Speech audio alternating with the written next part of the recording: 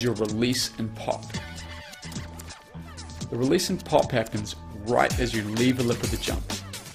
Ideally, you want that board to leave in a straight direction, although in reality it'll already be starting to rotate, as you'll see here with larger spins.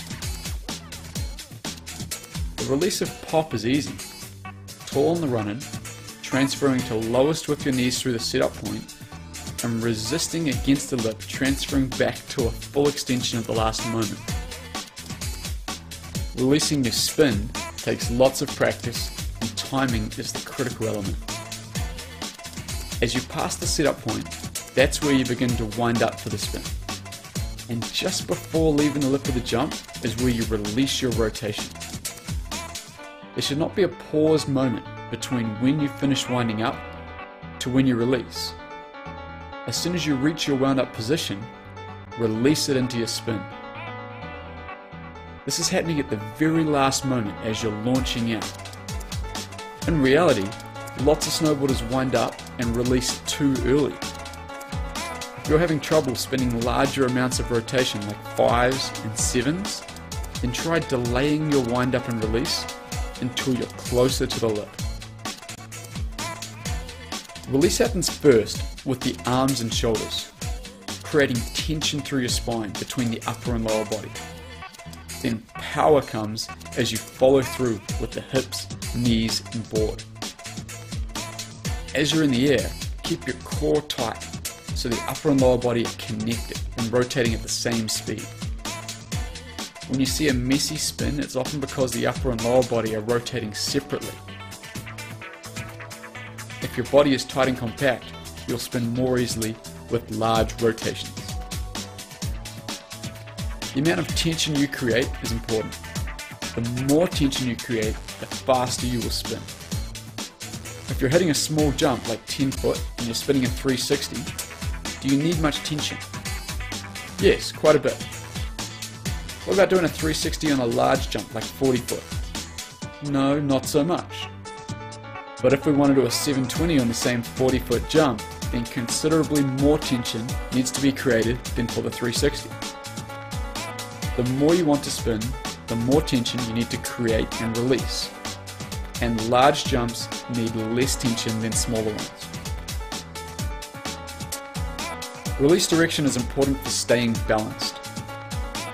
Your arms and shoulders can release either in a horizontal direction around the body, a diagonally down direction, or a diagonally up direction.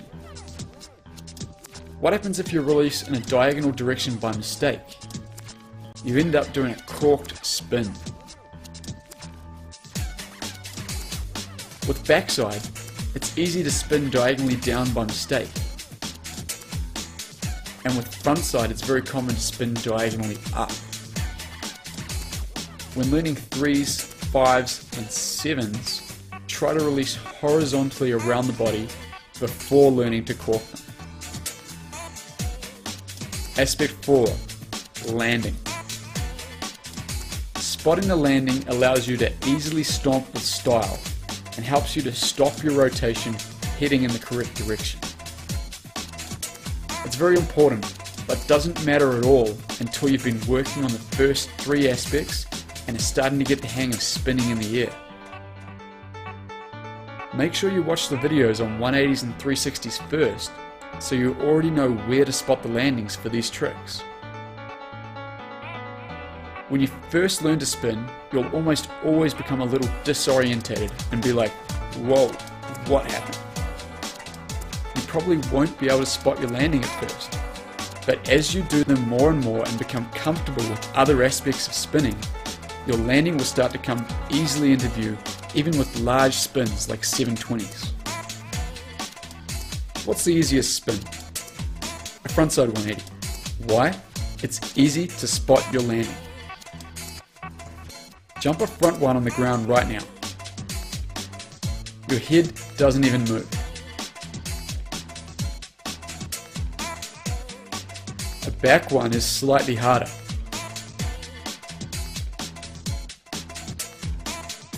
Watch this and do it with me. It's called a blind landing, where you stomp the spin looking uphill. After landing, turn your head towards your new direction of travel. The only reason for a blind landing is to help you stop your rotation.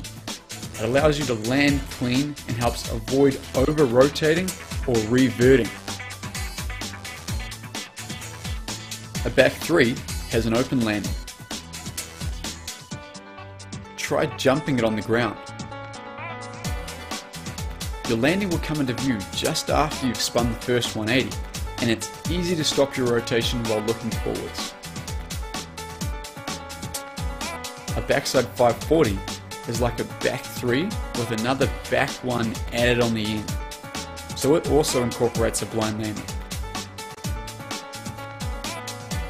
Your landing comes into view at the same point as when doing a back 3, so you can spot it early.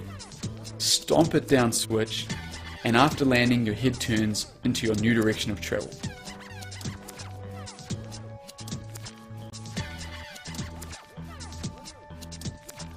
Back 7 is open like a back 3. It's more difficult because the open landing doesn't come into view until after you've already spun a 540.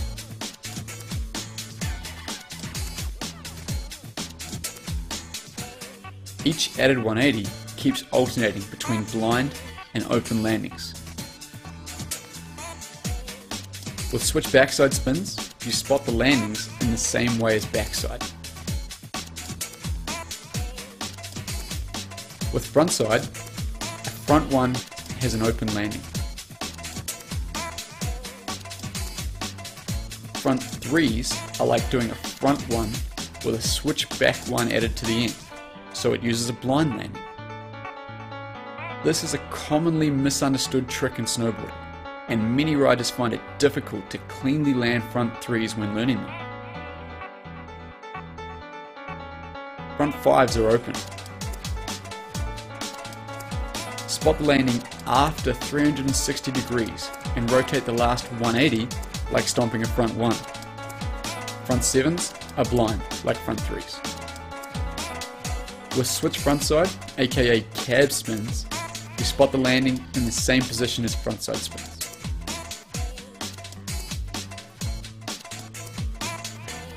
This video isn't designed to teach you any one particular trick.